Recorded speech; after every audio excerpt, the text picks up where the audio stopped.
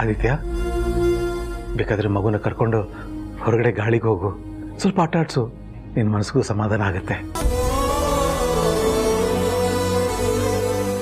ಕರ್ಕೊಂಡು ಹೋಗಿ ಭಾವ.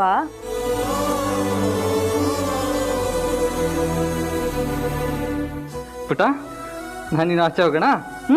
ಬಾ, ಗಾಳಿಗೆ ಹೋಗಿ ಆ ಕಡೆ ಎಲ್ಲ ನೋಡ್ಕೊಂಬರೋಣ.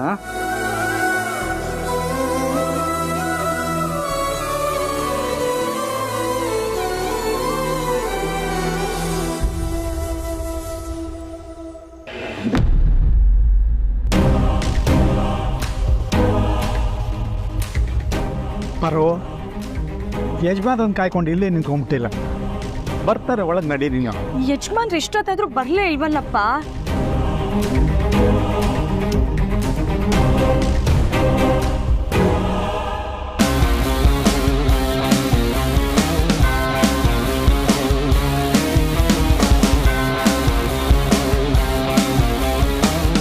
ಪುಟಿ, ಇಲ್ಲಿ ನೋಡು, ಅಮ್ಮ ತಾತ.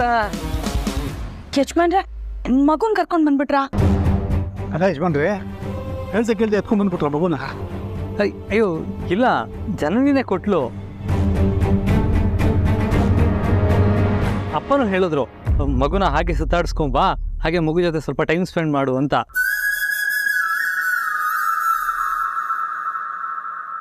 ಅದಕ್ಕೆ ಸುಯಿ ಅಂತ ನಮ್ಮ ಮಗಳು ನೆಲೆ ಕರ್ಕೊಂಬಂದ್ಬಿಟ್ಟೆ.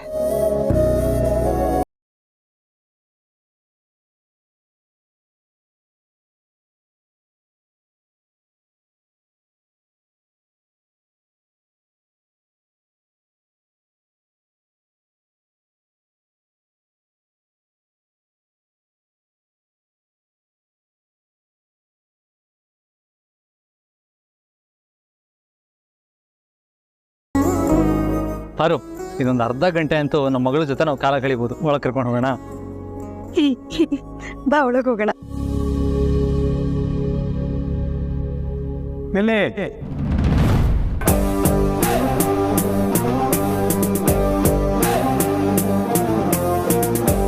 ಏನಪ್ಪ ಇದು? ಆವತ್ತು ಬರೀ ಕೈನಲ್ಲಿ ಬಂದಿದ್ದೆ, ಇವತ್ತು ನಿನ್ನ ಮಗಳು ನಿನ್ನ ಕೈನಲ್ಲಿದ್ದಾಳೆ. ನನ್ನ ಮೊಮ್ಮಗಳು ಜೀವಂತವಾಗಿದ್ದಾಳೆ ಅಂತ ಗೊತ್ತಾದ ಮೇಲೆ ಇದೇ ಮೊದಲನೇ ಸಲ ನಮ್ಮ ಮನೆ ಒಳಗೆ ಬರ್ತಾ ಇರೋದು. ಅದಕ್ಕೆ ಆರತಿ ಮಾಡಿ ಒಳಗೆ ಕರ್ಕೊಳ್ಳೋಣ ಅಂತ.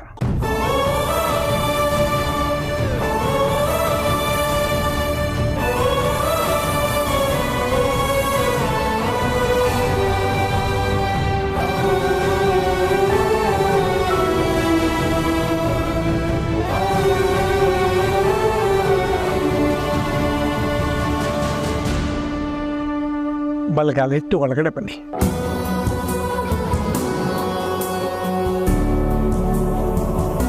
ಒಳಗಡೆ ಹೋಗೋಣ. ಒಂದು ನಿಮಿಷ. ಏನು ಯಜಮಾನ್ರೆ? ನಮ್ಮ ಮಗಳನ್ನ ಮೊದಲನೇ ಸತಿ ಒಳಗೆ ಕರ್ಕೊಂಡು ಹೋಗ್ತಾ ಇದ್ದೀವಿ. ಅದಕ್ಕೆ ನಮ್ಮ ಮಗಳು ಬಲಗಾಲಿಟ್ಟು ಒಳಗೆ ಕರ್ಕೊಂಡು ಹೋಗೋಣ.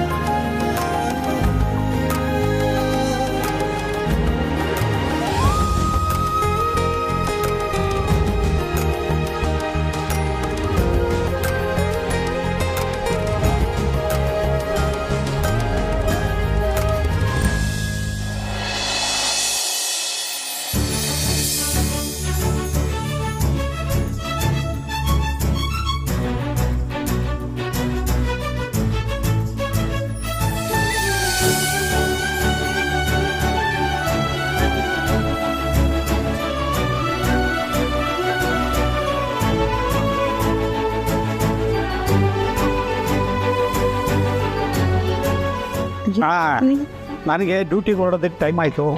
ನಾನು ಸ್ವಲ್ಪ ಮಗುನ ಮುದ್ದಾಡೋದಕ್ಕೆ ಅವಕಾಶ ಸಿಗ್ಬೋದಾ? ಅಲ್ಲ,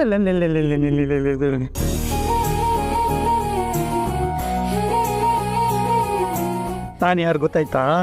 ನಿಮ್ಮ ತಾತ. ಹೇಳು ತಾತ, ಹೇಳು ತಾತ. ಅಪ್ಪ ಮಗು ಮಾತಾಡೋ ಸಮಯ ಬಂದಾಗ ಖಂಡಿತ ನಿನ್ನ ತಾತ ಅಂತ ಕರೆಯುತ್ತೆ. ಅದು ಹೇಗಷ್ಟು ಗ್ಯಾರಂಟಿಯಾಗಿ ಹೇಳ್ತೀಯಾ? ಈ ಮಗು ಮಾತು ಬಂದಾಗ ಇದು ನಿಂದೆ ಅಂತ ಹೇಳ್ತೀಯಾ?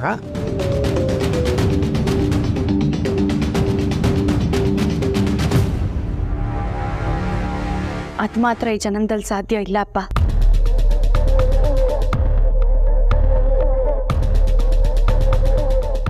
ಆದ್ರೆ ಜನನಿ ನಿನ್ನನ್ನು ಅಪ್ಪ ಅಂತ ತಾನೇ ಕರೆಯೋದು.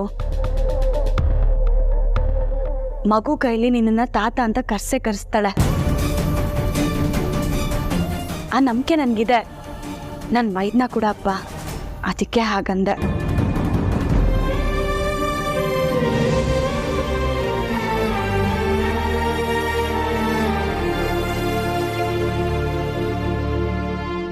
ದೊಡ್ಡ ಯಜಮಾನ್ರೆ, ಇನ್ನು ಸ್ವಲ್ಪ ಹೊತ್ತು ನಾನು ಇಲ್ಲೇ ಇದ್ದೆ ನನ್ನ ಮಗಳ ಮನಸ್ಸು ನೋವಾಗುತ್ತಾರೆ, ಏನಾದರೂ ಮಾತಾಡ್ತೀನಿ. ಕೆಲ್ಸಕ್ಕೆ ಗೊತ್ತಾಗುತ್ತೆ. ತಗೊಳ್ಳಿ ಮಗುನ.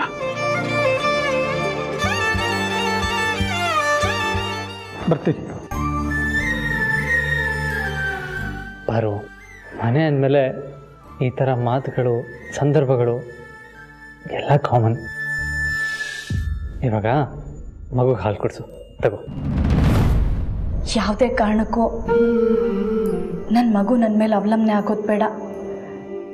ಅವಳು ಜನನಿ ಮಗುವಾಗೆ ಬೆಳೀಲಿ. ಜನನಿಗೆ ಎದೆ ಹಾಲು ಬರೋ ಥರ ನಾಟಿ ಔಷಧಿ ಮಾಡಿಕೊಡ್ತಾ ಇದ್ದೀನಿ.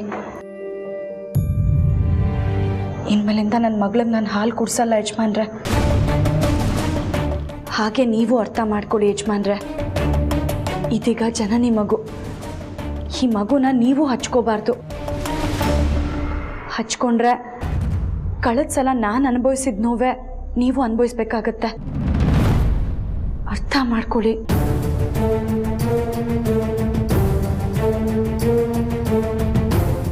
ಕಂದ, ಮೊದಲನೇ ಸತಿ ಮನೆಗೆ ಬಂದಿದ್ಯಾ? ಇನ್ನು ಖಾಲಿ ಹೋಟೆಲ್ ಕಟ್ಸೋಕ್ಕಾಗತ್ತಾ? ನಿಮ್ಮಮ್ಮ ಮನ್ಸು ಮಾಡಿಲ್ಲ ಅಂದ್ರೇನಂತೆ. ನಿಮ್ಮಪ್ಪ ಇಲ್ವಾ? ಐಡಿಯಾ ಮಾಡ್ತೀನಿ.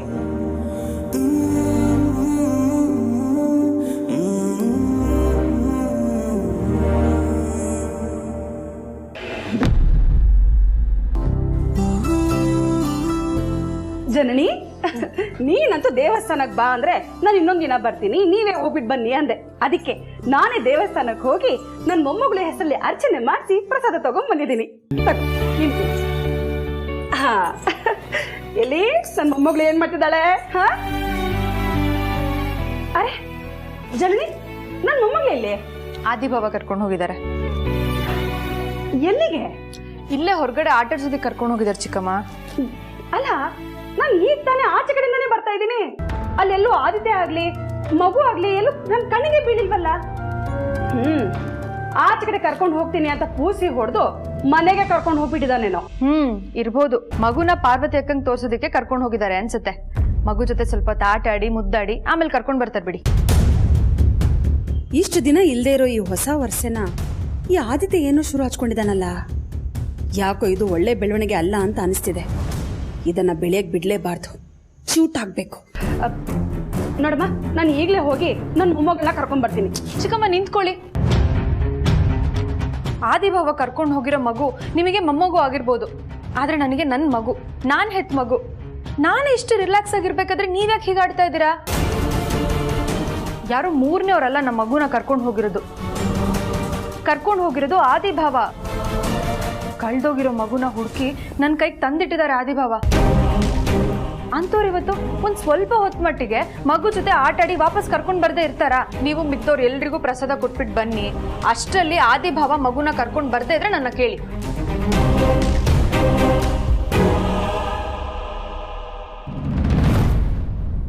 ಪುಟ್ಟ, ಹಾಲು ತಣ್ಣಗಾದ್ಮೇಲೆ ನಿನಗೆ ಹಾಲು ಕುಡಿಸ್ತೀನಿ, ಸರಿನಾ?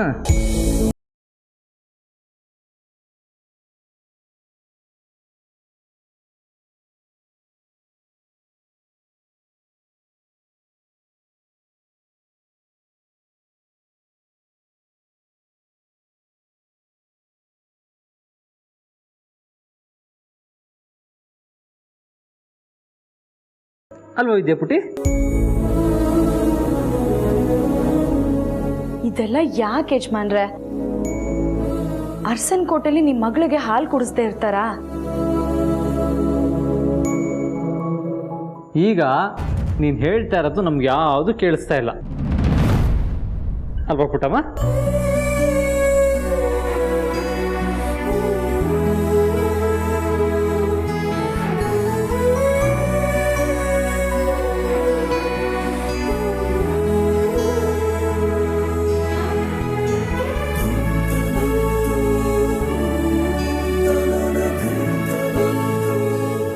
ನೋಡ್ಪಾರು,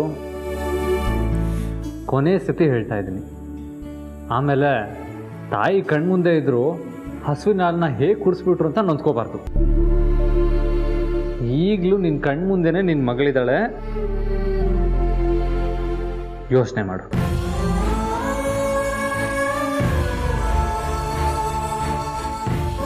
ಇಷ್ಟು ಕಲ್ಮನ್ಸ್ ಮಾಡ್ಕೋಬೇಡ ಪಾರು. ನೀನು ಈ ಥರ ಮಾಡೋದ್ರಿಂದ ಬರೀ ನೀನು ಮಾಡ್ಕೊಳ್ತಿರೋ ವಂಚನೆ ಅಲ್ಲ ಇದು, ನಮ್ಮ ಮಗಳಿಗೆ ಮಾಡ್ತಾ ಇರೋ ಅನ್ಯಾಯ.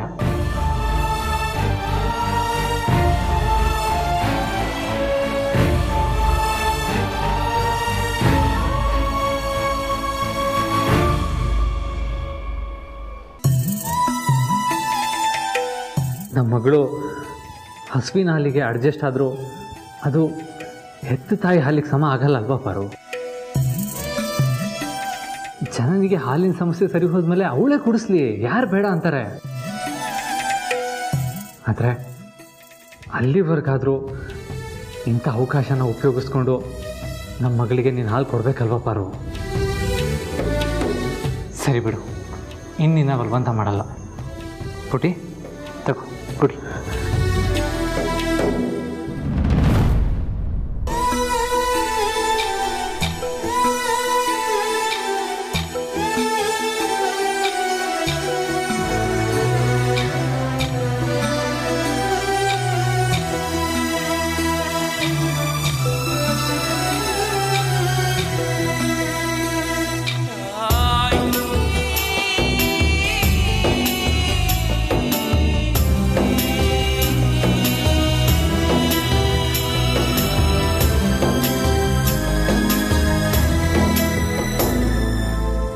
ಜಗದೊಳಗೆ ಮೊದಲು ಜನಿಸಿದಳು, ಹುಡುಕಿದರೆ ಮೂಲ ಸಿಗದಯ್ಯ.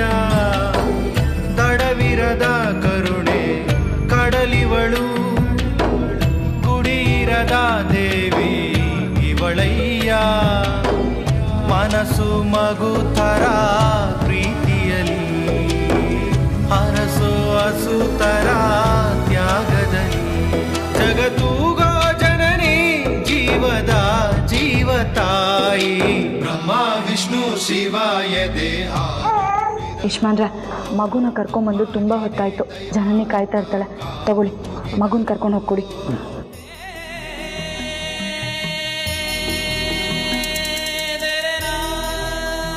ಹಾಗೆ ಪದೇ ಪದೇ ಮಗುನ ಕರ್ಕೊಂಡು ಬರೋ ಅಭ್ಯಾಸ ಮಾಡ್ಕೋಬೇಡಿ ಯಜಮಾನ್ರೆ. ಸರಿ ಪುಟಿ, ಹೊಡೋಣ. ಇಲ್ಲಿ ಅಮ್ಮಂಗೆ ಬಾಯ್ ಹೇಳು. ಬಾಯ್. ಇಲ್ಲಿ ಸರಿಪ್ಪ, ನಾನು ಹೋಗಿ ಬರ್ತೀನಿ.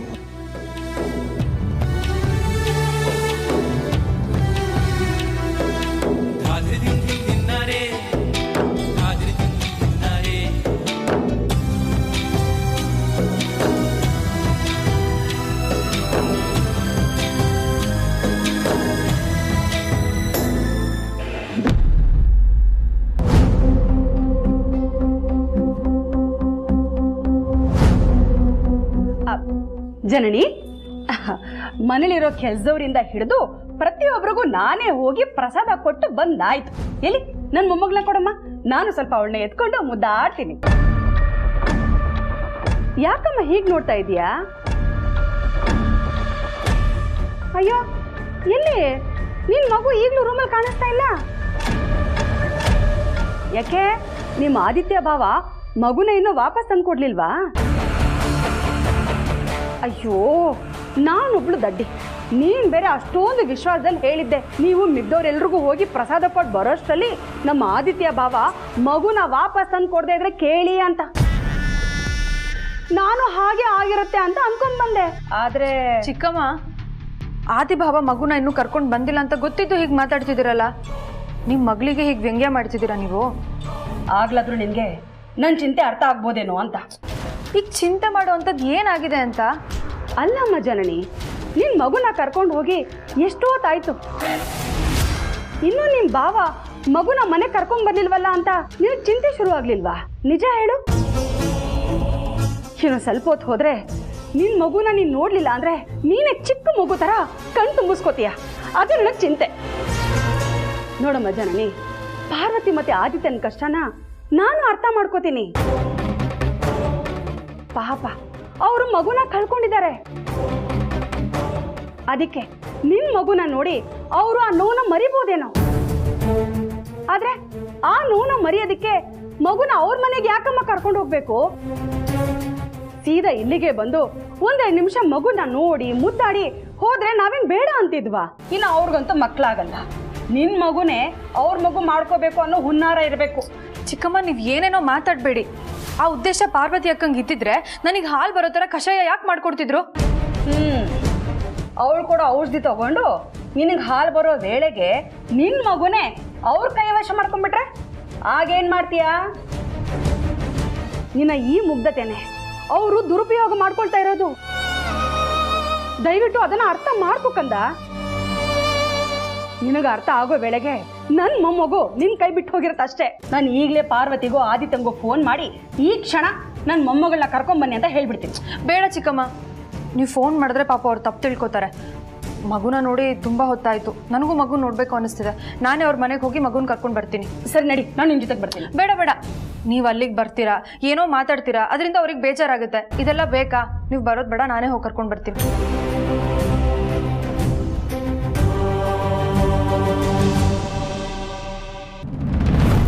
ಇವಾಗ ನಾನು ಇನ್ನೂ ಜನನ ಹತ್ರ ಬಿಡ್ತೀನಿ, ಆದರೆ ಆದಷ್ಟು ಬೇಗ ನಿನ್ನ ಅಮ್ಮನ ಹತ್ರ ವಾಪಸ್ ಕರ್ಕೊಂಡು ಹೋಗ್ತೀನಿ, ಸರಿನಾ?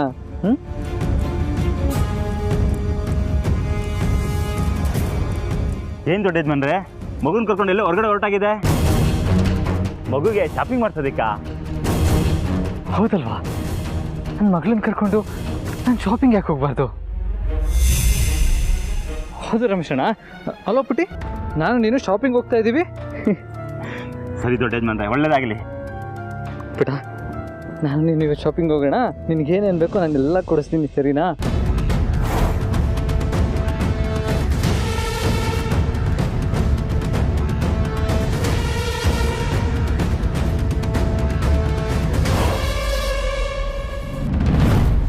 ಈ ಚಿಕ್ಕಮ್ಮ ಒಬ್ರು ಸುಮ್ಮನೆ ಏನೇನೋ ಹೇಳಿ ಟೆನ್ಷನ್ ಆಗೋ ಥರ ಮಾಡ್ತಾರೆ. ಏನೋ ಆದಿಭಾವ ಪಾರ್ವತಿ ಅಕ್ಕ ನನ್ನ ಮಗಳನ್ನ ನನ್ನಿಂದ ದೂರ ಮಾಡಿಬಿಡ್ತಾರೆ ಅಂತಾರ ಮಾತಾಡ್ತಾರೆ. ಪಾಪ, ಇದ್ರಲ್ಲಿ ಚಿಕ್ಕಮ್ಮನ ತಪ್ಪು ಏನೂ ಇಲ್ಲ. ಪ್ರತಿ ಕ್ಷಣ ನಾನು ಖುಷಿಯಾಗಿರಲಿ ಅಂತಾನೆ ಅವ್ರು ಹೀಗೆಲ್ಲ ಮಾತಾಡೋದು. ಇಂಥ ಚಿಕ್ಕಮ್ಮ ನನಗೆ ಸಿಕ್ಕಿರೋದು ನಿಜವಾಗ್ಲೂ ನನ್ನ ಅದೃಷ್ಟನೇ. ಬೇಗ ಹೋಗಿ ನನ್ನ ಮಗಳನ್ನ ಕರ್ಕೊಂಡು ಬಂದು ನೋಡಿ ನಿನ್ನ ಮೊಮ್ಮಗಳನ್ನ ಅಂತ ಚಿಕ್ಕಮ್ಮನ ತೊಡೆ ಮೇಲೆ ಇಡಬೇಕು.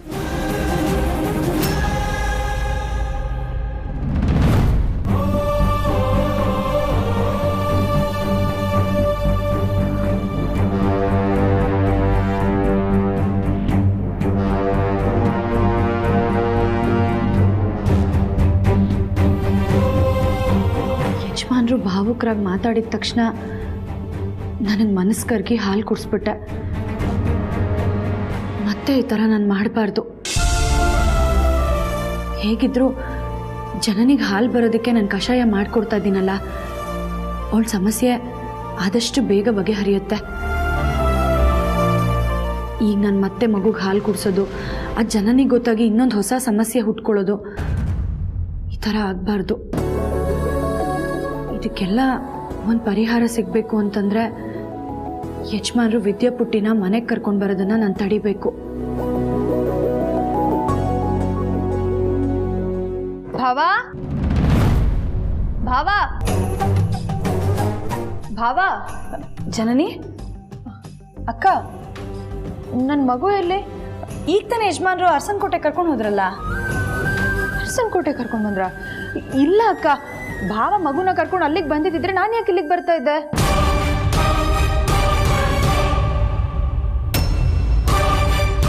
ಸ್ವಲ್ಪ ಹೊತ್ತಿಗೆ ಮುಂಚೆ ಭಾವ ಅರಸನಕೋಟೆಗೆ ಬಂದಿದ್ರು. ಮಗು ಜೊತೆ ಸ್ವಲ್ಪ ಹೊತ್ತು ಟೈಮ್ ಸ್ಪೆಂಡ್ ಮಾಡು ಅಂತ ಮಾವನೇ ಮಗುನ ಕೊಟ್ಟು ಕಳಿಸಿದ್ರು. ನಾನು ಹೂ ಅಂತ ಹೇಳಿದ್ದೆ. ಇಷ್ಟೊತ್ತಾದರೂ ಭಾವ ಮಗುನ ಕರ್ಕೊಂಡು ಬರಲಿಲ್ವಲ್ಲ ಅಂತ ನಾನೇ ಮಗುನ ಕರ್ಕೊಂಡು ಹೋಗೋಣ ಅಂತ ಇಲ್ಲಿಗೆ ಬಂದೆ. ಇಲ್ಲಿ ನೋಡಿದ್ರೆ ಅಲ್ಲ ಅಕ್ಕ, ಭಾವ ಮಗುನ ಕರ್ಕೊಂಡು ಅರಸನ್ ಕೋಟೆಗೆ ಬರ್ತಾ ಇದ್ದಿದ್ರೆ ನಾನು ಬರೋ ದಾರಿಲಿ ಅವ್ರು ಕಾಣಿಸ್ಬೇಕಾಗಿತ್ತಲ್ವಾ? ಜನನಿಗೆ ಗಾಬರಿ ಆಗ್ಬೇಡ, ಇರು, ನಾನು ಫೋನ್ ಮಾಡ್ತೀನಿ, ಇರು.